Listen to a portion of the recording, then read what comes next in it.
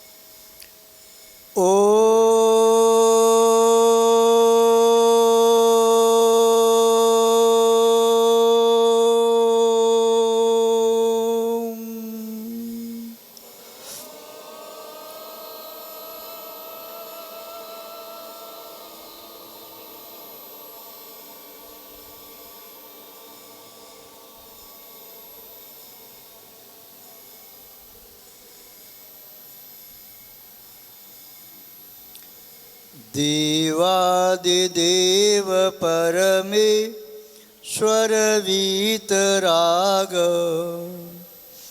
सर्वज्ञ तीर्थकर सिद्ध महानुभाव त्रैलोक्यनाथ जिन पुंगव वर्धमान स्वामिन् गतोऽस्मि शरणं चरणद्वयं ते विश्वप्रकाशमय मानममेयमान मोमक्षरादिखिल वाङ्मय हेतुभूतम् यं शङ्करं सुगतमाधवमीशमाओ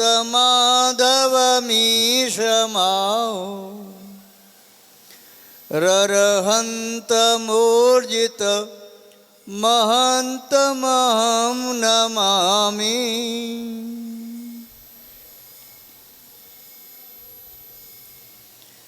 तन्नमामि परम ज्योतिर् रवांगमनसगोचरम् उन्मूल्यत विद्यां विद्यामुन्मूल्यत्यपि जय बोलिए त्रिकालवर्ती त्रैलोक्य पूज्य विश्वाराध्य पंच परमेष्ठी भगवान की जय। अनंतानंत सिद्ध परमेष्ठी भगवान की जय। देवादिदेव विश्व प्रभु वीतरागी सर्व श्री रामचंद्र भगवान की देवादिदेव विश्व प्रभु वीतरागी सर्व श्री हनुमान भगवान की जय। देवादिदेव विश्व प्रभु वीतरागी सर्व श्री महावीर भगवान की जय। विश्व कल्याण कारक अहिंसा प्रधान श्रीमद विश्व धर्म की जय। परम पूज्य राष्ट्र संत सिद्धांत चक्रवर्ती आचार्य भगवान गुरुदेव श्री विद्यानंद जी मुनि महाराज की जय। बोलिए श्री 108 आचार्य श्री 108 परम पूज्य आचार्य बसनंदी जी महाराज की, आचार्य संघ की।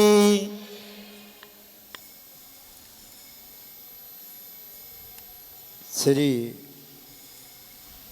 चिंतामणि पार्श्वनाथ भगवान तिखाल वाले बाबा के पवित्रतम पाद मूल में विराजित लगभग 7 जनपदों से समुपस्थित शिक्षक वर्ग, शिक्षिका वर्ग, आचार्य महोदय एवं अन्य सभी सम्माननीय महानुभाव, भारतीय संस्कृति के संबंध में कल आपसे थोड़ी चर्चा की थी। भारतीय संस्कृति विश्व में सबसे अधिक महत्वपूर्ण है, सबसे अधिक उत्कृष्ट है। जीवन में सुख और शांति का यदि कोई आधार है तो यह भारतीय संस्कृति के मूल सिद्धांत हैं। बिना बीज और जड़ के वृक्ष की वृद्धि, पत्र पुष्प फल उत्पत्ति संभव नहीं है। बिना नींव के कोई बड़ा भवन संभव नहीं है। उसी प्रकार भारतीय संस्कृति के सिद्धांतों को जब तक जीवन में स्थान नहीं दिया जाएगा तब तक जीवन में सुख शांति नहीं आ सकती। ये केवल कथ्य नहीं है, केवल पुस्तकों में लिखने के वाक्य नहीं है, केवल सुनने और सुनाने तक के लिए नहीं है। वास्तव में इसे जीवन में जिया जाना चाहिए। संस्कृति और संस्कार जिसके जीवन में जीवंतता को प्राप्त करती हैं, यथार्थ में मानना चाहिए उसका जीवन जीवंत हो गया। यदि संस्कृति और संस्कार नहीं है तो ऐसा कहना चाहिए वह जीवन चलता फिरता मांसपिंड है। हम मानव हैं, हमारी अंदर मानवता होना चाहिए। यदि जल में जलत्व नहीं है तो वह जल नहीं है। अग्नि में अग्नित्व उष्णता नहीं है तो वह अग्नि नहीं है। पुष्प में गंध नहीं है तो वह पुष्प नहीं है। इक्षु रस में मिठास नहीं है तो वह इक्षु रस नहीं है। यदि दुग्ध में घृत नहीं है तो वह दुग्ध नहीं है। यदि घृत में स्निग्धता चिकनाई नहीं है तो वह घी नहीं है। तिल में तेल नहीं है तो वास्तव में तिल नहीं है। उसी तरह से यदि किसी मानव में मानवता नहीं है, इंसान में इंसानियत नहीं है तो वह संज्ञा है, नाम है, यथार्थता नहीं है। हमें अपनी संज्ञा को सार्थक करना है, उसमें उस गुण को उत्पन्न करके। मनु की संतान होने से हम मनुज कहलाते हैं, मनुष्य कहलाते हैं, किंतु वास्तव में हमें मानव बनना बहुत आवश्यक है। ये भेदभाव छोड़ें। हम हिंदू हैं, हम मुस्लिम हैं, हम सिख हैं, हम ईसाई हैं, हम पारसी हैं, हम बुद्ध हैं, हम जैन हैं, सबसे पहले हम मानव हैं। और देवता बनने की बाद में सोचें, भगवान बनने की बाद में सोचें, पहले सच्चे इंसान बन जाएं, एक अच्छे इंसान बन जाएं। जो एक अच्छा इंसान होता है वो एक अच्छा हिंदू भी हो सकता है, अच्छा जैन भी हो सकता है, अच्छा मुस्लिम हो सकता है, अच्छा सिख ईसाई पारसी कोई भी हो सकता है, लेकिन जो एक अच्छा मानव नहीं है वह कुछ भी नहीं हो सकता। महानुभाव, यदि सोना शुद्ध है उससे बनाए हुए आभूषण शुद्ध होंगे। यदि हीरा शुद्ध है तो उस हीरे को किसी भी आभूषण में जड़ दिया जाएगा, उस आभूषण की कीमत बढ़ जाएगी। यदि हीरा ही गलत है, नकली है, तो वह आभूषण की कीमत कहाँ बढ़ाएगा।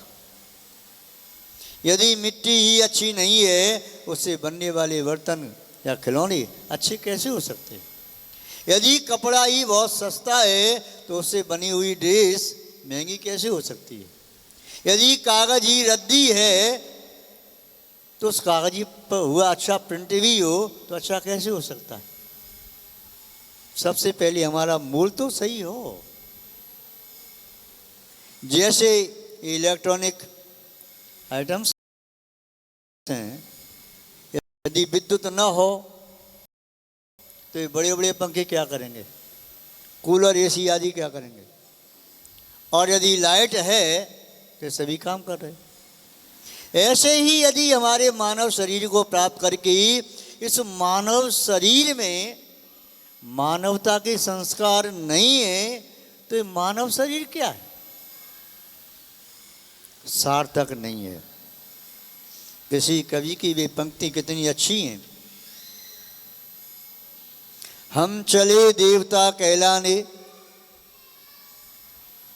हम चले देवता कहलाने, पर मानव भी कहला न सके। हम चले देवता कहलाने पर मानव भी कहला न सके। हम चले हैं विश्व विजयी बनने, पर विजय स्वयं पर पा न सके। हम चाहते हैं बस कैसे भी, हम चाहते हैं बस कैसे भी जल्दी से भगवान बने,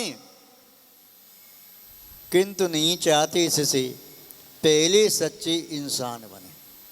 महान भाव, यदि आपने सच्चे इंसान बनने का संकल्प ले लिया तो हमें विश्वास है आप बहुत जल्दी भगवान भी बन जाएंगे। महान भाव, ये भारतीय संस्कृति की शिक्षा, अष्टांग योग की शिक्षा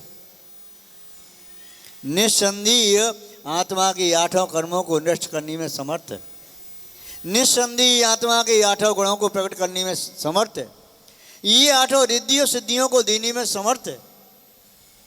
ये जीवन को पूर्णता प्रदान करने में समर्थ है।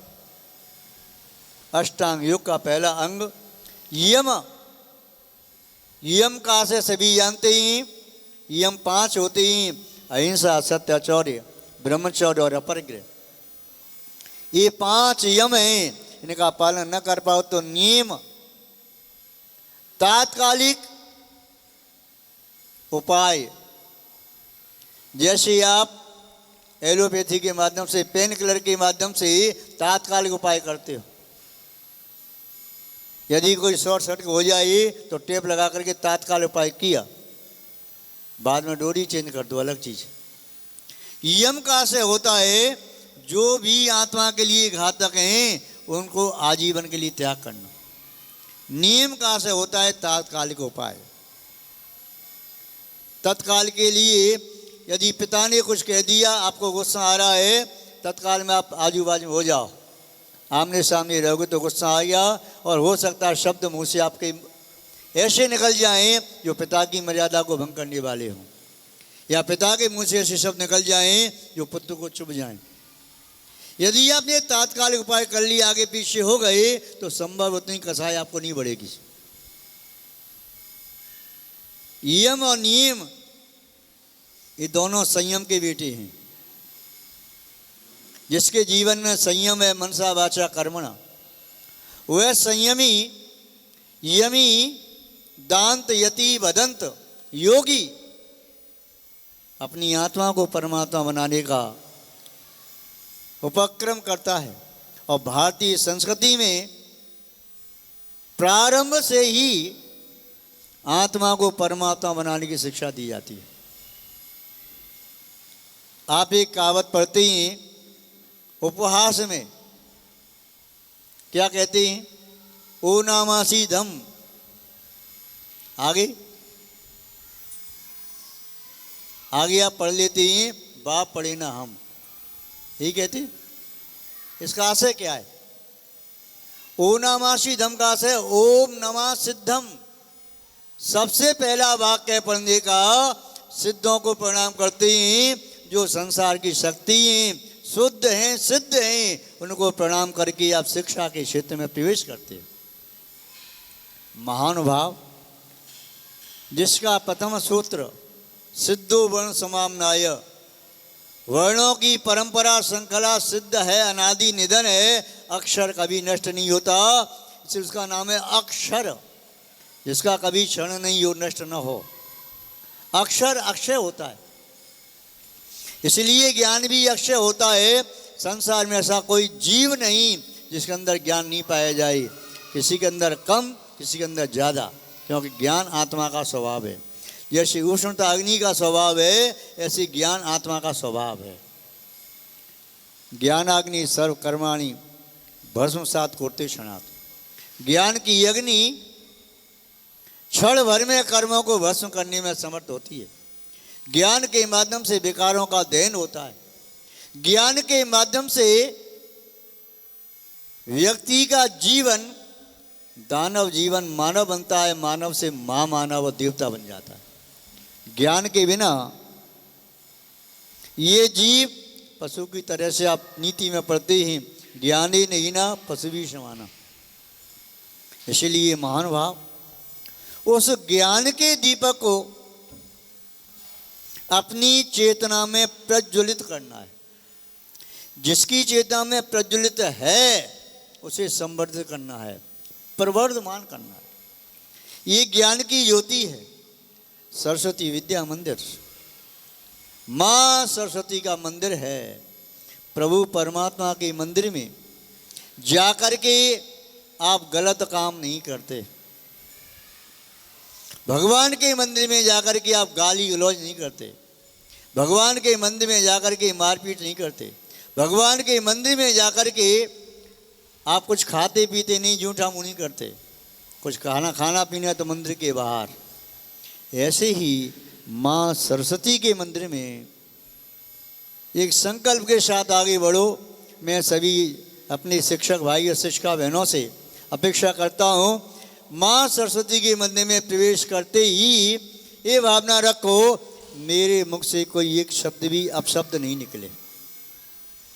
ये संकल्प आपकी ज्ञान की शक्ति को बढ़ाएगा, चेतना की ऊर्जा को संवर्धित करने वाला होगा। संकल्प के साथ बढ़ो, मेरे शरीर की कोई भी चेष्टा दुष्चेष्टा नहीं होगी जब तक मैं सरस्वती माँ के मंदिर में प्रवेश किया है। और बाहर निकल कर के यदि मैं संयम नहीं रख पाया तो मेरी प्रवृत्ति अन्य हो सकती है। जब तक मैं विद्यालय में हूँ तब तक मेरे शरीर की कोई असत चेष्टा नहीं होगी। प्रयास करो। जब तक वीणा वादनी माँ सरस्वती के मंदिर में हैं तब तक मेरे मन में कोई खोटा विचार नहीं आए। किसी भाई को देख करके, बहन को देख करके, या किसी वस्तु को देख करके कोई मन में विकार नहीं आए, खोटा विचार नहीं आए। आप माँ सरस्वती की तस्वीर लगाते हो, फूल चढ़ाते हो, माला चढ़ाते हो, प्रणाम करते हो, सिर झुकाते हो, चाहे वे विद्यार्थी हैं चाहे वे अध्यापक शिक्षक, प्रणाम करते हैं। किंतु सामने प्रणाम करके यदि पीठ पीछे माँ सरस्वती के शब्दों का यदि अपमान किया, अभिनय की, तो क्या सरस्वती की, माँ शारदा की वरद दृष्टि, कृपा दृष्टि आपको प्राप्त हो जाएगी?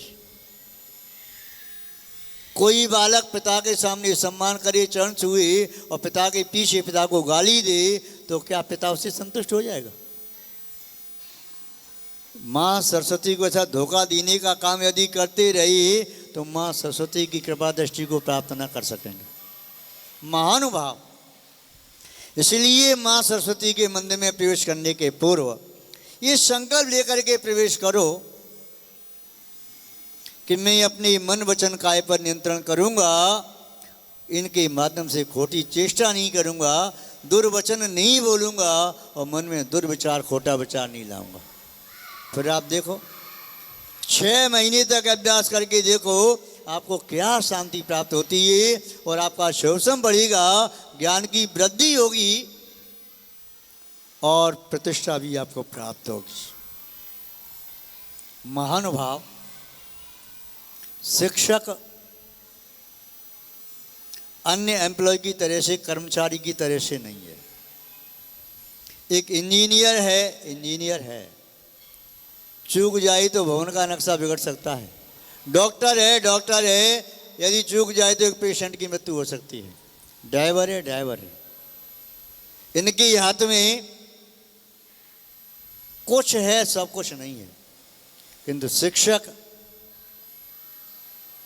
वह चीज है जिसके पास ऐसा रॉ मटेरियल है जिसके माध्यम से विद्यार्थी को भगवान बना सकता है।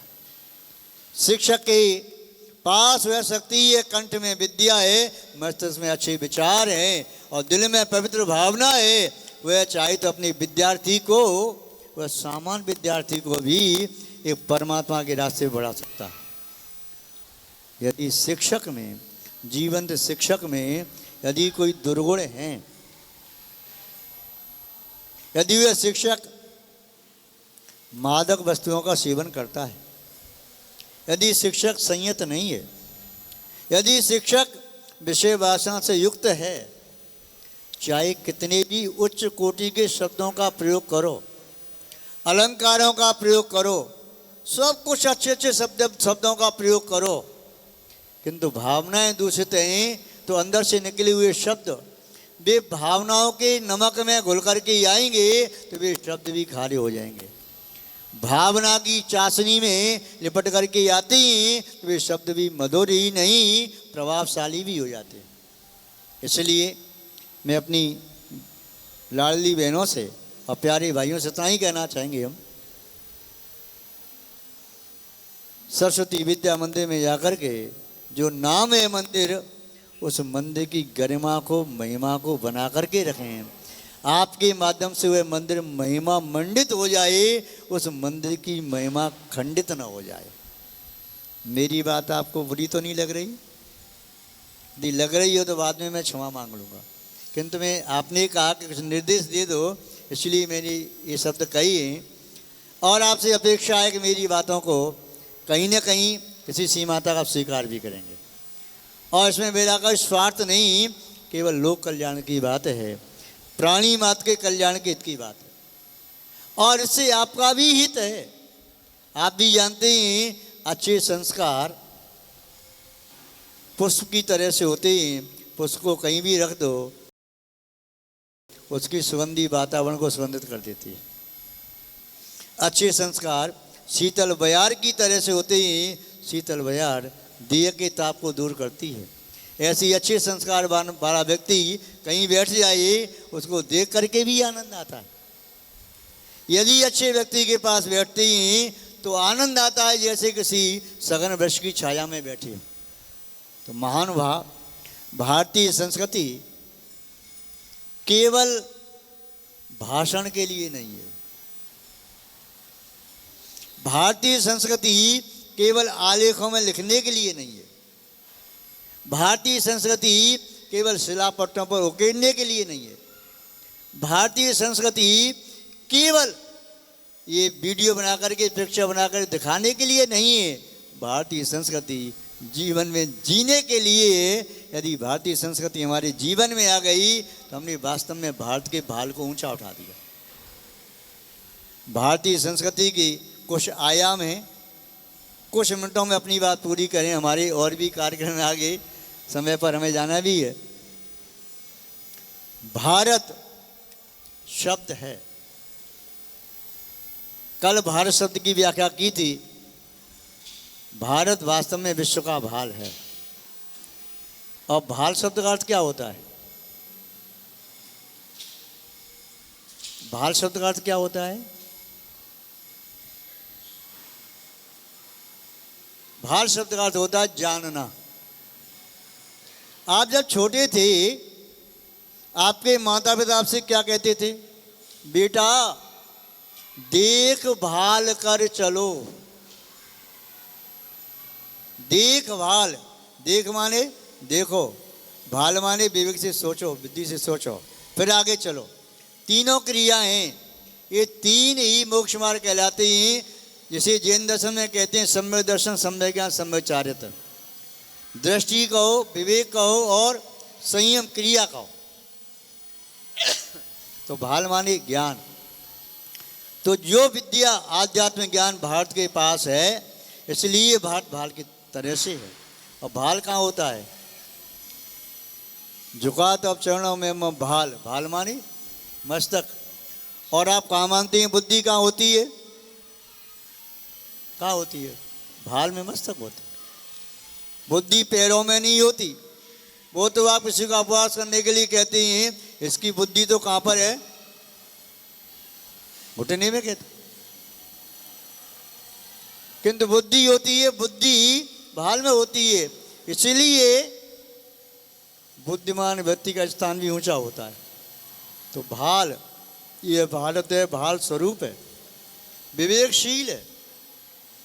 और ज्ञान में ऐसी शक्ति है जिससे आत्मा की रक्षा की जा सकती है। ज्ञान दुधारू तलवार है, दो धारी तलवार है। ज्ञान के माध्यम से जैसे बताया कि ज्ञान की अग्नि कर्मों को जलाती है, ज्ञान की तलवार से कर्म के शत्रुओं को काटा जाता है। तो ज्ञान भाल का भी काम करता है, ढाल का भी काम करता है, ज्ञान रक्षा भी करता है आत्मा की। आत्मानम सततम रक्षित, आत्मा की सतत रक्षा करना चाहिए। किसके माध्यम से? छाता लगा करके, किसी कमरे में बैठ करके आत्मा की रक्षा की जाती है। तो ज्ञान के माध्यम से की जाती है। जब ज्ञान ध्यान का रूप ले लेता है तब आत्मा अपनी आत्मा में लीन हो जाती है, जैसे समाधि कहते हैं। तो आत्मा की रक्षा हो जाती है। विश्व की कोई भी शक्ति फिर आत्मा का घात नहीं कर सकता। भारतीय संस्कृति के जो कुछ आयाम है, कुछ विशेषताएं हैं। पहली विशेषता है भावना। भारत में भावनाओं का महत्व है। भाई भाई के प्रति भावना, माता पिता के प्रति बच्चों की भावना, माता पिता की बच्चों के प्रति भावना, पड़ोसी की भावना, मित्र मित्र की भावना। यदि शब्द को सहें तो शब्दों को नहीं, भावना को। यदि माँ ने बेटे को अपशब्द भी कह दिया, गाली दे दी, ये भी कह दिया तू या मर जा, तो बेटा शब्दों को नहीं पकड़ता, माँ की आंखों में प्यार दिखता है और दौड़ करके माँ से लिपट जाता है। ये भावना भारत में दिखाई देगी, विदेशों में भावना नहीं। विदेशों में हो सकता है न्याय दिखाई दे जाए आपको, जो भी साक्ष्य दिखाई दे जाए उसके आधार से न्याय होता है। भारतीय कोर्ट भी, ये न्यायालय, उनमें भी साक्ष्य आधार से होता है। इसीलिए वहाँ पर प्रतीक बना दिया, आँखों पर पट्टी बांध दी। आँखें खुली होंगी तो भावना जाग जाएगी, और हो सकता है भावना के तहत साक्ष्य को स्थान न देकर के भावना के तहत पुनः न्याय किया जाए, और वे लोक व्यवहार में अन्याय भी हो सकता है। अगली बात है भावना। तो भारतीय चेतना की चेतना यदि है तो भावना है, प्राण है तो भावना है। और जिसके भाव अच्छे हैं वह व्यक्ति अच्छा है। जिसके भाव खराब हैं, आप कहते हैं तेरे भाव बहुत खराब हैं, तू तो मन का काला है। बाल काले अच्छी बात है, लोगों के सफ़ेद हो जाते हैं तो काले करा लेते हैं। बाल सफ़ेद हो और अच्छी बात है, वह इस बात का प्रतीक है इसका मन और सफ़ेद हो गया है, धवलता आ गई। किंतु बाल आपने सफ़ेद से काले करा लिए, कोई हर्ज नहीं, किंतु मन को सफ़ेद रखो, इसे काला नहीं कराना, ये धवल ही रखना। भाव अच्छे रखो। किसी के पास 100 बोरा गेहूँ है और 1 रुपया भाव बढ़ गया कुंटल पर तो 100 रुपया कमा लिए। 10 रुपया बढ़ गया तो 1000 रुपया कमा लिया। 100 रुपया बढ़ गया तो 10,000 रुपये कमा लिए। किसी के पास माना कि 1 किलो सोना था, द्रव्य की अपेक्षा से उसके पास 100 बोरा गेहूं थे, 100 कुंटल 10 टन हो गया, और इसके पास केवल 1 किलो सोना है। मात्रा तो बहुत कम है। इसमें भाव बढ़ गया। 1 किलो सोना उसने 1 करोड़ का खरीदा और भाव बढ़ गया तो 1 करोड़ 10 लाख का हो गया। उसने 1 किलो सोने में भाव बढ़ने से 10 लाख कमा लिया, और 100 बोरा गेहूं होने पर भी भाव बढ़े नहीं। 1 रुपया बढ़ा तो 100 रुपया कमाया, 10 रुपया बढ़ा तो 1000 रुपया कमाया, 100 रुपया बढ़ गया तो 10,000 कमाया। यदि भाव सोने का बढ़ गया तो उसने 1 किलो सोने पर द्रव्य कम होने पर भी उसने ज़्यादा मुनाफा कर लिया। ऐसे ही आत्मा के भाव अच्छे बढ़ जाएं तो आत्मा की उन्नति हो जाती है, उसका प्रमोशन हो जाता है। भाव घट जाएं तो उसका डिमोशन हो जाता है। महानुभाव, महानुभाव शब्द भी क्या है? महानुभाव, जिसके भाव महान है वह महानुभाव।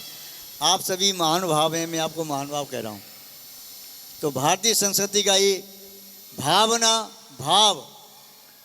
अगली बात है भारतीय संस्कृति की विशेषता भाषा। भाषा में बड़ी दृढ़ता,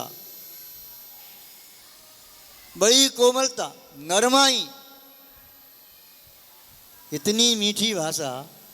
अलग अलग प्रांत की अलग अलग भाषा, और आपके गांव की जो देहात की भाषा है ना, उसमें जो मिठास है वह औपचारिक भाषा मिठास नहीं है। इसलिए भाषण तो आप व्याकरण की शुद्धि से देते ही हो, किंतु जब भी अपनी बात कहते हो तो अपनी भाषा में कहते हो। भगवान से प्रार्थना करोगे, अंतर से आवाज़ निकलेगी, उसमें व्याकरण की शुद्धि नहीं, उसमें भावना प्रदान होती है, उसमें आपकी मूल भाषा निकलेगी। जब भी आप दुखी होगे और जब भी कोई व्यक्ति रोता है तो अपनी भाषा में रोता है, मूल भाषा में। तो भाषा अपनी ही छोड़ना चाहिए। पाश्चात्य भाषा है, उसमें लालित्य नहीं, उसमें बात नहीं। आपकी हिंदी भाषा में पैर के लिए कितने शब्द हैं? पैर को पैर कहते हो, कभी पद कहते हो, कभी पग कहते हो, कभी चरण कहते हो, और कभी उसी का नाम यदि पिताजी ने गुस्से में आपको मार दिया तो लात कहते हो, हैं? और इंग्लिश में कहोगे तो इतने शब्द इंग्लिश में हैं? नहीं है ना। भारतीय भाषा जो है हिंदी भाषा में जो शब्द अलग अलग है तो उनके अर्थ भी अलग अलग हैं। प्रभु के चरण, गुरु पद पंकज, पद कह दिया, पग बांध नूपुर मीरा, पग शब्द आ गया। क्रम, अलग अलग शब्द का प्रयोग है। पैर, पैर में कांटा लगा, तो ये शब्द अलग अलग हैं। किसके लिए क्या शब्द का प्रयोग करना है? अब ये थोड़ी कहोगे कि मुझे भगवान के पीठ में अपना माथा रखना, फिर वो सब अंतर कहाँ है? आप इसलिए भारत की जो भाषा है, भारतीय भाषा, हिंदी भाषा, इसमें जो अलग अलग उसका भाव होता है वह भाव इंग्लिश के शब्द से प्रकट नहीं कर सकते। ऐसी एक नहीं अनेक शब्द हैं। तो भावना, भाव, भाषा, भोजन, जीवन बहुत फास्ट है। आपके वाहन बहुत फास्ट से दौड़ रही हैं, किंतु दौड़ से होना क्या है? कोल्हू में चलता हुआ बैल कितना भी दौड़े कहाँ पहुँचेगा? शाम को वहीं पहुँचेगा जहाँ से स्टार्ट हुआ था। ऐसे ही यदि आप कितने भी दौड़ रही हैं, कितनी महंगी गाड़ी ले आए, किंतु यदि आपकी दौड़ किसी सम्यक लक्ष्य की ओर नहीं है तो दौड़ व्यर्थ है। महानुभाव, फास्ट जिंदगी बन रही है और आप जिंदगी को फास्ट, आपके वाहन भी फास्ट, अब आपका फूड भी फास्ट हो गया। हमारी संस्कृति में तो फास्ट था, भारतीय संस्कृति में फास्ट रखो। फास्ट माने उपवास। इसलिए प्रातःकाल जो भोजन किया जाता था उसे ब्रेकफास्ट कहते आप। ब्रेक किया, तोड़ दिया किसको? उपवास को। सूर्यास्त के बाद आपने जो फास्ट रखा था, उपवास किया था रात भर का, तो उसको आपने सुबह तोड़ा सूर्योदय होने के बाद। इसलिए भारतीय संस्कृति के व्यक्ति एक साल में 6 महीने का उपवास करते हैं जो रात्रि में भोजन नहीं करते। कहा जाता है भारत के पशु पक्षी भी रात में नहीं खाते। महानुभाव, ये भारतीय संस्कृति का है। तो भोजन, शाकाहारी भोजन, दाल सब्जी फल वगैरह खाओ, उसमें सब प्रकार का आपका भोजन मिल जाता है। जो भोजन के 6 तत्व हैं, कार्बोहाइड्रेट, प्रोटीन्स, विटामिन्स, आपके वसा, लवण, खनिज इत्यादि सब कुछ मिल जाता है। किंतु अन्य भोजन है, आपको चटपटा स्वादिष्ट तो लगता है किंतु पेट को खराब कर देता है, लीवर को खराब करता है, आंतों को खराब करता है। इसलिए भारतीय संस्कृति का जो भोजन है उस भोजन पर ध्यान दो। अपना भोजन सुधारो, भाषा सुधारो, भावना सुधारो, भोजन सुधारो। अगला है भजन। भारतीय संस्कृति का महत्वपूर्ण स्थान है भजन। पाश्चात्य संस्कृति में शायद भजन को, भक्ति को कोई महत्व नहीं है। भारतीय संस्कृति में भजन को महत्व है। भोजन भी करेगा तो पहले हाथ जोड़ करके एक गिलास निकाल के रख दिया, अतिथि के लिए, देवता के लिए जल लिया, पहले जल सिंचन कर दिया, धरती को माँ मान करके, किसी को भी मान करके पहले वह निकालेगा जरूर एक गिलास, तब खाएगा वह। पंगति बैठती तो क्या कहते, सब एक साथ बैठे हैं हाथ जोड़ के, लगाओ भैया राम जी का भोग। क्या हुआ?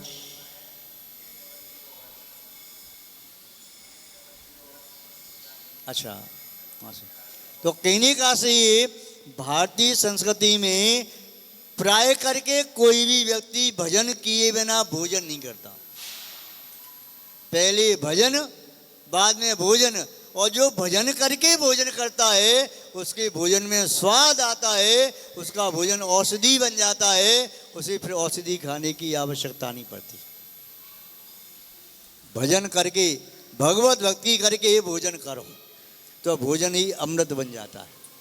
और दोस्तों को खिलाने की भावना से हाथ जोड़ करके ये भावना भा करके पृथ्वी पर जितने भी जीव हैं प्रभु उन सबको भी भोजन प्राप्त हो, उन्हें भी भोजन मिले, फिर आप भोजन करोगे वह भोजन आपका अमृत जैसा बन जाएगा।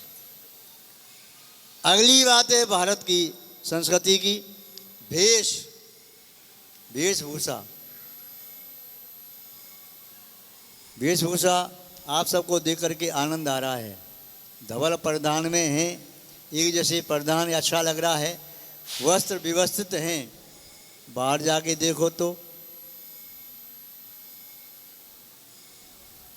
पुरुषों का चलो फिर भी ठीक है, जीन्स और पैंट वैंट आदि जो पहन रही है, किंतु महिला वर्ग के परिधानों को देख करके निगाह झुक जाती है। कई बार आपको भी शर्म आती होगी। यदि बच्चियां परिधान अव्यवस्थित पहने तो निगाह शर्म से झुक जाती है। भारतीय संस्कृति के जो परिधान है उसमें पहनोगे तो आपके मन में विकार नहीं आएगा। कोर्ट में कोई मामला गया, एक किसी बालिका ने वह क्लेम किया, दावा ठोक दिया कि अमुक बालक मेरे पति देख करके गंदी हरकतें करता है, सीटी मारता है। उस बालक को बुलाया, लड़की भी पहुंची, पूछा हाँ मुझसे गलती तो हुई है पर गलती का कारण है। यदि कारण का पता लगाओ तो ठीक रहे, मुझे जो जुर्माना करो आप, सजा दो, स्वीकार है। क्या? बोली मुझे सजा सुनाने के पहले इस लड़की को उसी प्रधान में बुलाओ जिस प्रधान में मैंने इसको सीटी मारी या मैंने कुछ अपशब्द कहे। लड़की को उसी प्रधान में बुलाया गया। जज अपनी निगाह नीची कर लेता है, बेटा इस प्रधान में यदि लड़के तुमको न छेड़ें तो क्या करें? कहने का सही है, यदि माहौल गंदा होता है और दोस्त दुनिया को दें तो ये भी गलत है। इसलिए कहा भारतीय प्रधान भारतीय संस्कृति है। भारतीय संस्कृति में आज भी कई जगह हमने देखा है कि नई बहू आती हैं, घूंघट की परंपरा है। यदि पाश्चात्य में जाओगे तो घूंघट शब्द भी नहीं मिलेगा। बड़े बड़े शहरों में घूंघट तो कहाँ, अब ज़्यादा मुझे नहीं कहना चाहिए, आप समझदार हैं। महानुभाव, अब तो ये पहचान में नहीं आ रहा है कि ये वास्तव में नारी एक नर है। पोशाक दोनों की एक जैसी लगती है। कितनी व्यंग आती तो वेशभूषा हमारी ठीक होना चाहिए, वेश भी ठीक, भूषा माने आभूषण भी ठीक होना चाहिए। आगे भारतीय संस्कृति में देखें, भारतीय संस्कृति भरोसे की संस्कृति है। इसमें एक दूसरे पर भरोसा किया जाता है। यदि विश्वास न करो तो जीवन चल ही नहीं सकता। भारतीय संस्कृति में ये भी कई बार सुनने में आया, किसी ने खेत बेच दिया, मकान बेच दिया, बस जवान दे दी, लिखाई पढ़ाई नहीं करी 20 साल तक, बस ठीक। आज क्या है, जवान की तो आज ही रजिस्टर्ड एग्रीमेंट हो, तुरंत ही क्या नाम रजिस्ट्री कराओ।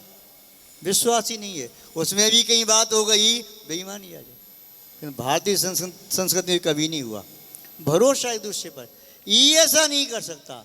शत्रु भी अपने शत्रु की गवाही देने पहुंच जाता कि मैं इसका शत्रु हूं, किंतु ऐसी गलती नहीं कर सकता।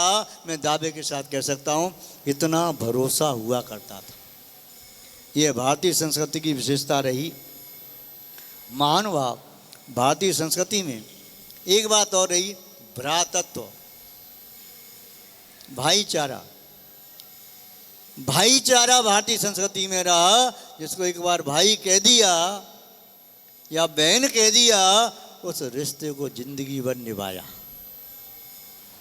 ऐसा नहीं कि विदेशों में तो क्या होता है, पाश्चात्य संस्कृति में क्या है कि शादियां भी अब टाइम से होने लगी। 2 महीने की, 5 महीने, 6 महीने, साल, 2 साल, 5 साल, 3 दिन की शादी। भारतीय संस्कृति में एक बार जीवन साथी चुन भी लिया, विवाह के पर यदि सगाई भी हो गई तो जीवन भर उसे पति के रूप में माना।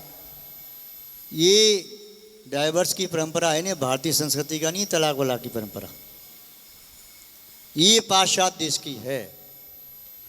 यदुवंशी राजकुमार समुद्रविजय के सुपुत्र नेमिनाथ, श्री कृष्ण के चचेरे भाई, उनका संबंध हो गया राजुल के साथ। जूनागढ़ की पुत्री, कृष्ण महाराज की पुत्री राजुल बारात लेके जा रहे थे, पशुओं की किलकारी सुन करके बारात लौटा करके ले आई। राजुल से कहा, उसके पिता ने दूसरी शादी कर देता हूं। नहीं पिताजी, अब दूसरी शादी कैसे? बोले शादी हुई कहाँ है? फेरे जब तक ना पड़े कन्याकुमारी हो, वर शक्ति वर दूसरा, इसमें दोष न कोई। उसको बहुत समझाया, राजुल ने कहा नहीं पिताजी, दूल्हा बनकर आ गए जो दुल्हन के द्वार, तब से पति बन गई, जान गया संसार। मैं नेमनाथ को पति अपना मान चुकी हूं, अतः इसी बने दूसरा पति नहीं हो सकता। नेम विरागी बन गई, अब उनसे क्या आस, क्या पानी बरसाएगा भला स्वच्छ आकाश। ये सब बातें संवाद हुआ, पर राजुल ने कहा उन्होंने दीक्षा ली है तो मैं भी दीक्षा ले लूंगी। ये भारतीय संस्कृति। ये भारतीय संस्कृति। रामचंद्र जी बन के लिए गए तो सीता महलों में नहीं रही, माँ सीता भी रामचंद्र के पीछे पीछे गई। ये भ्रातृत्व प्रेम। राम बन के लिए गए तो लक्ष्मण उनके साथ साथ गए। लक्ष्मण को किन्ने कहा बन जाने के लिए? ये भ्रातृत्व प्रेम। भरत को राज्य मिला, किंतु भरत सीधे आकर के गद्दी पर नहीं बैठे। कल आपने देखा राम को मनाने के लिए गए। ये भ्रातृत्व प्रेम, ये भारतीय संस्कृति। यह संस्कार गलत हो रही हैं कि भारत के महानुभाव भाई भाई लड़ रहे हैं, कोर्ट कचहरी पहुंच गए। अरे पहले पंचायत भी होती थी भाई भाई के खिलाफ, तो पंचों में कहते हैं तुम्हें चुल्लू और पानी डूब के मर जाना चाहिए, अपने पिता के नाम को ले जाता है। और आज भाई भाई के प्रति कोर्ट में पहुंच रहा है, झूठी गवाहियां दी जा रही हैं, झूठे दस्तावेज तैयार की जा रही हैं। महान भाव तो भ्रातृत्व प्रेम जो भारत में है अन्य जगह मिलना बड़ा मुश्किल है। भारत में भिषक वैद्य भिषक की परंपरा भारत में है। डॉक्टर चिकित्सक सब जगह मिलेंगे। भिषक वह था जो अपनी औषधि में भावना देता था। आज भी जो देशी औषधि बनती हैं उसमें भावनाएं दी जाती हैं। इतनी भावना दी जाती है औषधि में, औषधि इतनी कारगर होती है। भारतीय संस्कृति में एक भ्रमण था, प्रातः काल का भ्रमण, संध्या काल का भ्रमण, तीर्थ भ्रमण था, तीर्थ की ओर जाते थे। ये भारतीय संस्कृति में मिलेगा। भारतीय संस्कृति में भानु सूर्य की उपासना है। सूर्य के विमान में प्रभु परमात्मा का भवन है, मंदिर है, इसलिए प्रातःकाल से सूर्य की उपासना। और दूसरा, सूर्य का उदय होने पर ही सूर्य को देख करके, विमान को देख करके कई माताओं के नियम है तभी जल ग्रहण करती हैं, भोजन ग्रहण करती हैं। सूर्यास्त हो गया तो भोजन पानी का त्याग। भारतीय संस्कृति में भविष्य, भाग्य, भाष्य और भारती, भवन, इनको भी महत्वपूर्ण माना है। भारतीय संस्कृति में भवन निर्माण का भी है। पहले भवन बनाए जाते थे, ये फ्लैट सिस्टम भारतीय संस्कृति का नहीं है। पूरा भवन होता था, भूमि भी अपनी और वह आकाश भी अपनी, खुला स्थान। भारतीय संस्कृति में भाग्यवादी भी थे, अपने भाग्य पर विश्वास करते थे, दूसरे के भाग्य को छीनने का नहीं खाते। भारतीय संस्कृति भविष्य पर भी विश्वास करती है, इसलिए वर्तमान में खाओ पियो मौज मस्ती करो ऐसा नहीं, भविष्य के लिए पुण्य भी किया जाता है, पुण्य क्रिया करता है। भारतीय संस्कृति में भारती यानी साहित्य, इसका भी महत्वपूर्ण स्थान है। भाष्य, अनुवाद आदि ये सब भारतीय संस्कृति के मुख्य आयाम हैं। महानुभाव, संक्षेप में हमने भारतीय संस्कृति के कुछ आयामों पर यहाँ चर्चा की। विस्तार से पुनः कभी मिलेंगे तब चर्चा करेंगे। आप सभी कर्तव्यनिष्ठ, शिष्ट, क्षमाशील और शिष्टाचार तथा शांति परिणामों से युक्त शिक्षा देने वाले महानुभाव हैं। आपके कदमों पर भारतीय संस्कृति का दायित्व है, जिसका आप निर्वाह उत्तम रीति कर रहे होंगे और आगे भी हमें विश्वास है भारतीय संस्कृति के संरक्षण में आप हमेशा अग्रगामी रहेंगे। केवल भारत भूमि का टुकड़ा है, इस भूमि के टुकड़े की रक्षा नहीं करना है। इस भूमि की रक्षा करने से भारत की रक्षा नहीं है, भारत की संस्कृति की रक्षा भी करना है, तभी वास्तव में भारत की रक्षा होगी। भारत देश महान बनेगा, उन्नयन, समुज्ज्वल और एवं विकासशील हो सकेगा। आप सभी का सहयोग इस विकास में अपेक्षित है। सुखी जीवन के लिए, एक दूसरे के हित के लिए आपकी पवित्र भावनाएं, आपके मधुर हितकारी और प्रिय वचन, सीमित वचन आवश्यक है और आपके पवित्र विचार इस महायज्ञ में समुदाय की तरह से ये सार्थक होंगे। आप सबको आज पुनः अंतरात्मा से, आत्मा की गहराई से वात्सल पूर्वक, स्नेह पूर्वक हजारों बार, लाखों बार, करोड़ों बार बहुत बहुत आशीर्वाद। आप सभी प्रतिवर्ष इस प्रकार प्रशिक्षण का कार्यक्रम रखते ही इस कार्यक्रम को देख करके हमारा मन भी प्रमुदित है, आनंदित है। इसी के साथ आपको पुनः पुनः आशीर्वाद देते हुए आपके जो भी आयोजक महानुभाव हैं, नाम मुझे किसी के अवगत नहीं है। और दूसरी बात ये, इस आत्मा का कोई नाम भी नहीं है। नाम तो जन्म के बाद शरीर का रखा गया है और शरीर तो यहाँ मिट्टी हो जाता है। इसीलिए आप सबकी आत्माओं को जो भविष्य की परमात्मा बन सकती हैं, उन सभी आत्माओं के प्रति सद्भावना और शुभ आशीर्वाद। इसी के साथ शब्द श्रृंखला को विराम। जय बोलिए श्री शांति। समुपस्थित भारतीय संस्कृति की संरक्षक, संवर्धक, राष्ट्र की नींव की तरह से सभ्यता और संस्कृति के उन्नायक सरस्वती विद्या मंदिर के सम्माननीय आचार्य महोदय, सभी शिक्षकगण, अध्येता, शाश्वत प्रणव बीजाक्षर